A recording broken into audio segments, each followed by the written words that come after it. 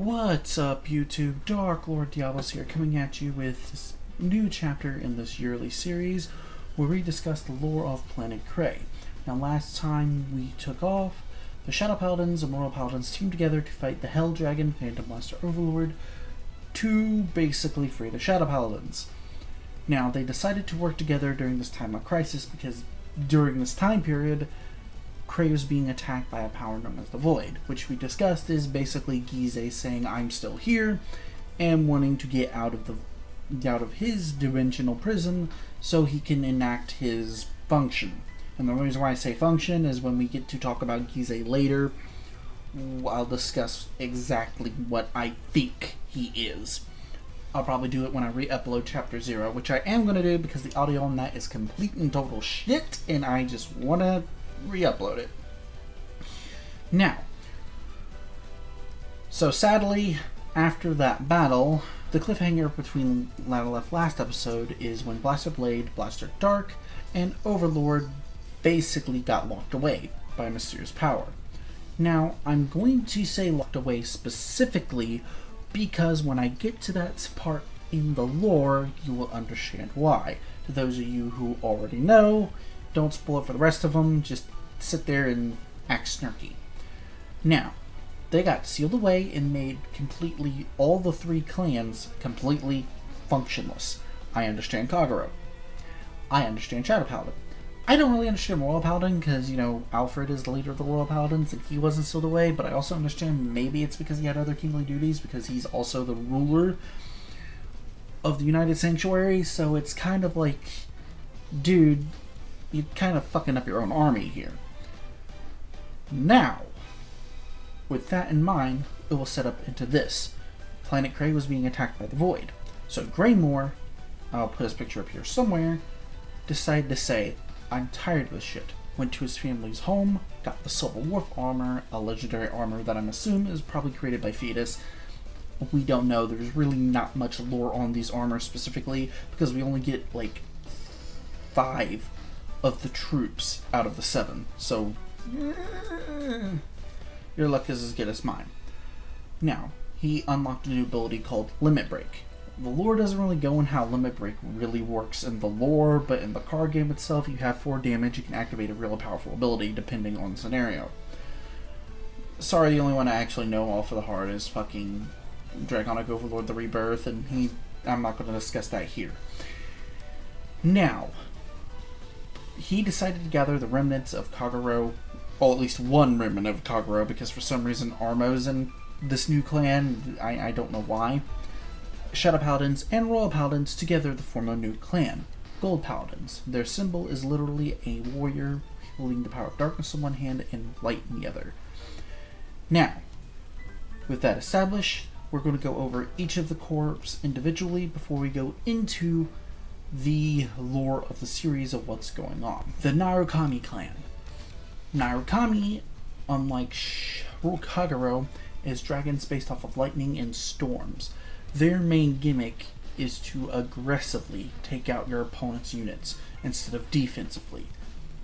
That doesn't really translate in a card game sometimes, because at one point Kagero were doing a better job at it than Narukami. But anyway, their leader is Dragonic Kaiser Vermilion, a great friend to Draconic Overlord who wanted to know what the fuck happened to Draconic Overlord. Their designs are pretty cool. Now, the only reason why I'm not mentioning Angel Feather or any of the other clans is because the lore specifically states they did exist beforehand. So that's why when I used to do the individual videos on clans, I mentioned them there.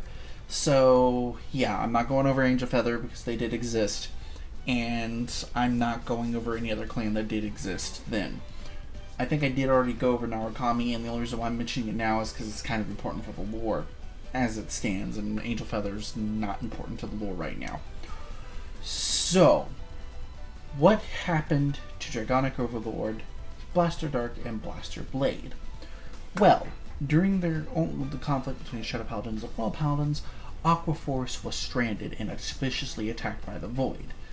Now, Leon from the anime explains that it was because the reason why the other clans didn't help Aquaforce out was because they were the dominant clan on Cray and basically ruled them with force. But here's the problem with that. I got no lore that states that that happened. What we do know is Valios did side with Gizeh after he was defeated by Gizeh. So, if we're going by what Leon's words suspect, I believe the other clans could not trust Aquaforce for their former leader basically siding with the devil and decided not to help them. Or they were too busy trying to get Shadow Paladin and Royal Paladins to stop being dicks to each other to actually work on the situation, and they couldn't do anything about it. Either way, Aquaforce got fucked. It got attacked by the Void and locked away. Leon, living on an island off the coast of Singapore, and the only reason why I'm saying Singapore is because he represented Singapore in the Asian circuit, so we'll go with the island off of Singapore, and I don't really care to look up where his place was, so this is what we're doing.